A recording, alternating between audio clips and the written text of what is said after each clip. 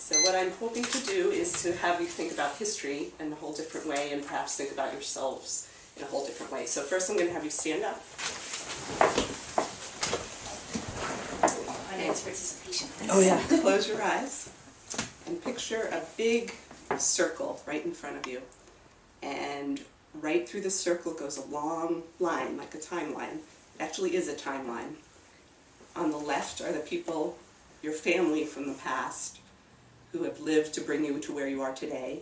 And then past the circle to the right is the future, so your children, your nieces and nephews, people who are coming in the future. So think of yourself as the center of history, and all the people on the left lived their lives to get you to where you are today, and what you do today will influence what happens in the future to those other people. So picture that for a minute, and then open your eyes. Okay, keep that in mind as I talk, and I'm going to tell you a little bit about my family and my past that got me to where I am today. You can have a seat.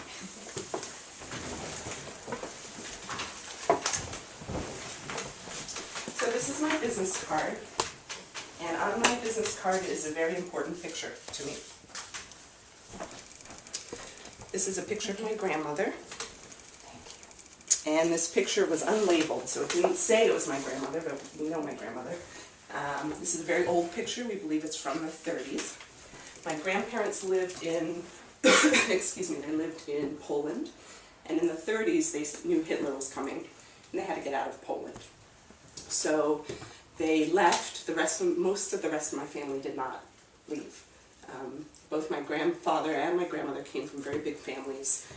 They got out, they went to Russia, and they had a baby. And we believe that the second person in the picture may be my mother's older sister, but we're not sure because the photo was unlabeled. So in presentations, I tell people how important it is to label your photos, because the people in the future are going to want to know about you.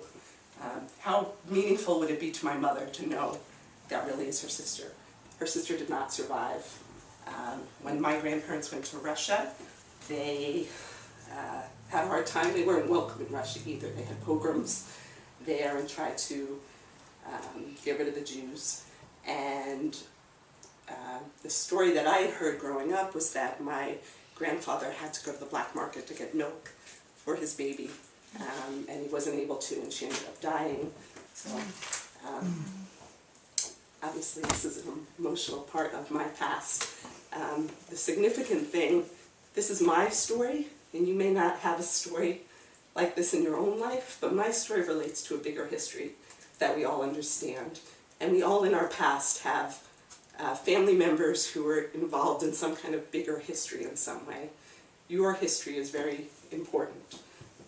Not just to you, but to a larger community. So my grandparents eventually got out of Russia. They went to Montreal, where my mother was born. She has an older brother, he was born there too, and a younger brother who was born there. Excuse me. And their goal was to get to New York, which they eventually did. They lived in New York and had a very happy life there, but it was difficult. They were poor. My grandfather was an oppressor, which is very funny because I hate ironing. So I always think about that connection. He had to do it, and I have the option to not do it. So I think about all these things that my family went through so I could be here today. And I feel very lucky. And I hope that when you think about the people in your past, that you feel that same luck, that same feeling that a lot had to happen for you to get here, a lot could have gone wrong for you. You might not be here today. The people who are coming after you are going to want to know your story. I know that my story is a very emotional one. It's a story that I want people in the future to know for a whole variety of reasons, so they understand history. This story gives me a bigger sense of self. I really understand why I'm here. I'm on a mission to make people love their history, in part because of what my grandparents went through. And I hope that you can find that connection in your own personal stories. 10? You have 2 minutes left, so you can stop. I do, or you okay.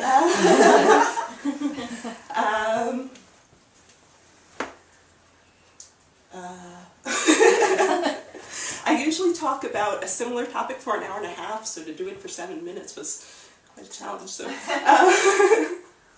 well, I guess I think I'll end it there because I think I made my point. And Great. is that okay? That's totally okay. Ever since I met you, I actually have thought about my history, and I have a really interest in history too. Not as interested as yours, but to me it's interesting. And is that what you do? Like, if I told you my history and I gave you some names, would you be able to delve deeper into my history? No, a genealogist would do that Oh, kind of okay. thing, and I've been working more and more with that kind of person because I think that I see connections with people. I see how I can connect to, like in the interview, I could connect to a scientist and to, as well as a history professor and an art teacher. So I find people and tell them how they connect, and I would connect you to a genealogist. What I would help you do personally is to get all of your family papers that tell these stories and to put them together. Yeah. And if you don't have the stories down, I would help you get them down. That's what I do. I never dreamed that this is the path I was going to take in life. I've always appreciated my history, but to really help other people think about their own histories is amazing. I had a lot more. It did go for 7 minutes when I was sitting outside practicing. There's 7 minutes. I'm sure I forgot. But I thought it was great, actually, that we got a question. I mean, that's one thing you can always do, right? If you still have time left over, you can say, does anyone have any questions? Just a good way to fill in if there's space, because sometimes we do, most of the times we run over, but sometimes we stop and people are still waiting for us to finish, so. And I love that question, actually, because I got to hear exactly what it is that you would do. So what was that like for you, Melissa? That was the most nerve-wracking thing to date in this class. So I knew what I wanted to talk about, and obviously but it was hard because first of all I was condensing all these big thoughts very quickly. I usually introduce my business card, but I don't delve that much into the personal story because it is an emotional one. But because I'm with you guys, it felt safer to talk about it. And it was also hard to condense it to that amount of time and be emotional, and I did feel my voice shaking even more than it's been during this class. So feedback from Melissa. I really, really, really liked that circle. How the old family and then the new family, I really, really liked that. That was just right on to what you were about to talk about too. And then it gave us, we had all time to think about our families and our history. I have to say, there was someone yelling at me from the left. Some battle axe lady was yelling at me. Yeah, she's like, don't figure out who it is. That image is something I thought of actually a couple months ago, and I used it in something I wrote, but I never thought to actually use it with an audience or with people. So I was trying to think of everything we've done in this class, and you had us stand up and close our eyes. I said, you know, I'll try that because it's a very big image, I think, powerful and simple. So I thought I'd try. You open with an image like that, Yeah. followed by your personal story, which brings that image to life, and I am fucking following you anywhere. Yep. Yeah, If you have, I was like, okay, this is going to be great, and I'm like, fuck, it's only 7 minutes. But I'm thinking, holy cow, if she's sharing this much of herself, what are we going to unearth about ourselves in this next hour and a half that we're with this woman? Right. But hugely powerful. Hugely powerful. Especially for your target audience, who probably mostly are interested in history anyway, or even those that aren't interested in history.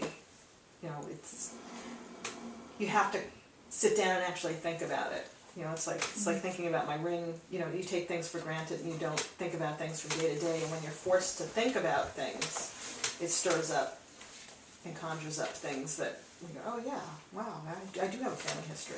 And I think it's helping people in the audience connect, be brave enough to connect with the story of the family history, not just the, all right, Uncle Jed, born, died, married so-and-so, you know, not just the factual details, but helps them start to draw the connect the dots and see the connections. Well, to think of them as real people. I think so Yeah. often we think of people in the past as non-people somehow. Like it's like the way kids think about their parents. Like I know my daughter looks at me and she doesn't see me as a person. You know what I mean? Like she sees me as mom.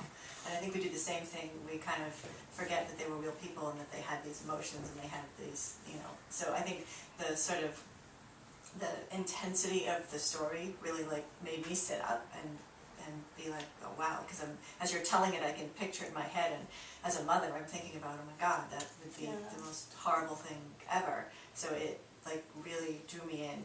The other thing I thought was really good for you to do that from a branding perspective. People always talk about, you want to talk about the why, about why are you doing what you're doing, and you sharing that story and your interest in that and your personal attachment and your personal experience is like, boom, there's your why right there, like you're putting it right out on the table, and that helps people connect more to what you're saying, because you're not just some person who randomly says, oh, I think, well, this looks interesting, maybe I'll do this. You have a real reason, a real passion, a real drive for why you do it, and sharing that is very strong. I think your imagery at the beginning, really, you were talking about the word you. I mean, that's a huge, great big U with a big O in the middle. You know what I mean? It's, you put us right there with us, and then you pull this right out with yours. And when you were talking, all I could think about is like, it's amazing that she's even in her little circle, that you made it. How many family members would have?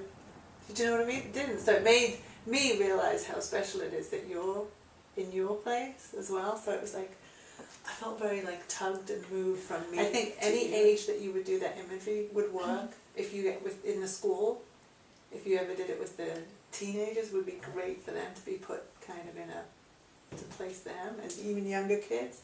And then if you did it with older people too, I think it works with any age. It's great. Excellent. I'm glad to hear it, because I always hear nobody cares about history anymore and kids don't care, and I read this theory of teaching history backwards, and that's when I started thinking, you right at the center, let's give a visual thing. And It is you. Yeah, so thank you, that's helpful. I like how you said nieces and nephews too, because not all of us have our own kids. Yeah. In terms of the first 30 seconds, first of all, you grabbed us all by having us do that visualization, but then handing out these cards to everyone with this photo that leads right into your story. It was brilliant. It was brilliant. That was like a professional public speaking thing that you did. And then the story that you told about these people in this picture, I mean, the whole thing just led us right down, like Erica was saying, like, I want to hire this woman and do this because she's created, it's like watching a movie, the way you presented this whole thing. So I just thought it was incredibly well done. Very, very Yeah, if you do it compelling. in front of a big audience, make sure you have the photo up. You know what I mean? Yeah, up on the screen, Up on the projector, screen, so yeah. people can see the photo. You know, if you can't Or hand just it out or to an everyone. easel or something if you have like a big. But it's also was brilliant because now we all have your card. Yeah. You know, it's just another way to reinforce who you are, and I just thought it was fabulous. I thought so too. Yeah. Like as soon as she started handing out the card, I was like, oh, that's good. Yeah. Yeah. Somebody mentioned that last week, getting a card into somebody's hand, so that made me think to do. Even Cynthia. She Well, is it so does- smart. It does also open people up. So if there is anybody who's in the audience who's sort of like, oh God, I don't really want to be here. They have to take it. They have to take it. So that, and you command attention because what you're talking about is so personal. That gives it a huge amount of power. And I think it's really okay too to say, you know, this gets very emotional for me to tell this It story. adds You know, power. I've told this story, you know, when you get to tell it a lot of times, but it never gets unemotional. You know, I think that's really. I think it's okay to kind of tell people that too. Because it is. I love that you have the photo on your card too. I mean, talk about branding. That's like a perfect logo, even though you do have a logo, but I think that's a great idea. There's another guy I know, his name is Mike Bruni. He calls himself Mike Ambassador Bruni, and his big thing is that he always wears a bow tie. He's a networking guy, so you can always find him because he's the guy in the bow tie. And his card is just one big picture of him with his bow tie. So I think this is really clever. It's awesome.